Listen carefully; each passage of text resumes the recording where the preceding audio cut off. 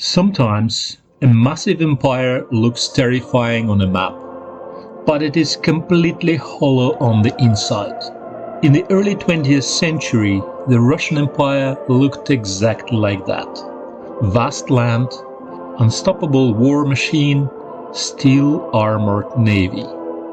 And it looked down on Japan, a small island nation that had only recently modernized, as a minor, insignificant player. The Tsar court genuinely believed they could crush Japan in a matter of weeks.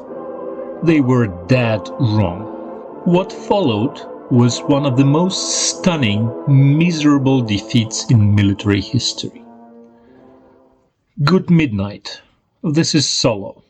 Grab a coffee and let's travel back to 1905. To understand this crash, you have to look at the sheer incompetence of the Russian system.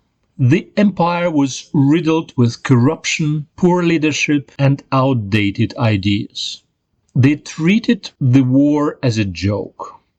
When the conflict broke out over control of Manchuria and Korea, the Russians suffered disaster after disaster on land.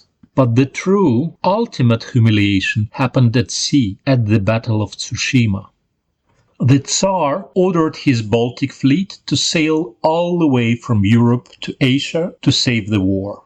It took them over 7 agonizing months to sail around the world. The ships were filthy, the crews were untrained, and the leadership was incompetent. When they finally arrived in the waters of Japan, the Japanese fleet under Admiral Togo Heihachiro was waiting. Admiral Togo was a tactical genius, a man who combined absolute cold calmness with high modern calculation.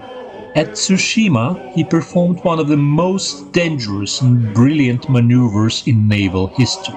He crossed the enemy's T. He turned his entire line of ships directly across the path of the advancing Russian fleet, allowing every single one of his broadside guns to unleash a coordinated, devastating wall of fire on the front Russian vessels. But Togo's path to this victory was forged in a deep patience. A year earlier, he had faced Russia's most aggressive and capable naval commander, Vice Admiral Stepan Makarov, at Port Arthur. Makarov was turning the Russian fleet into a real threat, but Togo laid a flawless psychological trap. He secretly mined the waters right outside the harbor and then sent a small decoy squadron to lure the Russians out. Makarov took the bait. As his great flagship, the massive battleship Petropavlovsk, rushed out to join the battle, it struck Togo's hidden mines. The forward ammunition magazine detonated with a catastrophic, world-shaking explosion. The giant battleship broke apart and sank into freezing water in less than 2 minutes, taking Admiral Makarov and over 600 sailors down with it. It was a miraculous stroke of strategy for the Japanese. With Makarov gone, the spine of Russian naval leadership was completely broken, clearing Togo's path to absolute dominance. In a matter of mere hours, at Tsushima, Togo's fast, modern and brilliantly organized navy completely annihilated the remaining Russian fleet. They sank or captured nearly every single battleship the Tsar sent. It wasn't just a loss, it was a total, absolute slaughter. You know, one of my biggest dreams is to actually visit Japan one day and spend a whole day in Yokosuka. Because right there, sitting in a concrete berth, is an absolute legend. It is the Mikasa, the only surviving pre-dreadnought battleship left in the entire world, and the flagship of Admiral Togo. What's crazy is that she suffered heavy neglect after World War II and was almost lost. But in the late 1950s, she was completely restored. Today it holds a museum dedicated to Togo and the Battle of Tsushima. Just being able to stand on that deck. I have to pause here for a second, just because I want to tell you how much I love making those videos for you. But no channel can survive long without subscribers, so please support me by subscribing to my channel. But the humiliation didn't just happen at sea. On land, the world watched in absolute shock during the siege of Port Arthur. The Japanese army surrounded it and unleashed a terrifying industrial-scale bombardment. They dragged massive 28-centimeter siege howitzers up the cliffs. Monstrous guns that fired shells weighing over 200 kilograms. Day and night they rained concrete-shattering explosive down onto the Russian forts. When Port Arthur finally surrendered in January 1905, it wasn't just a tactical loss, it was a massive psychological earthquake. If you look at the physical medals awarded after the dust settled, you can see the entire psychological landscape of both empires stamped into the medal. Look at the Japanese War Medal issued for this campaign. It is beautiful. Bronze medal that screams confidence and precision. On the front, crossed military flags sit beneath the imperial chrysanthemum crest. Below is the leaf of paulownia. But the real story is on the back.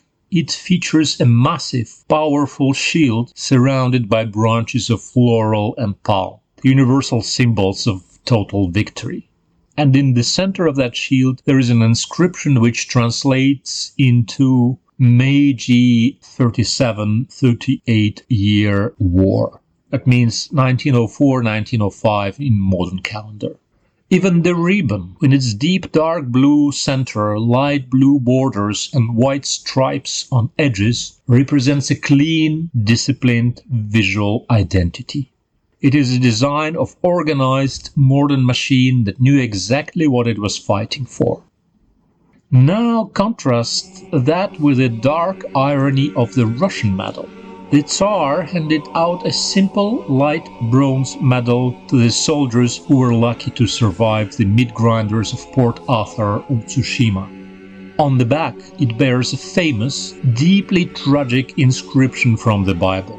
It reads, "May the Lord exalt you in due time," in Russian.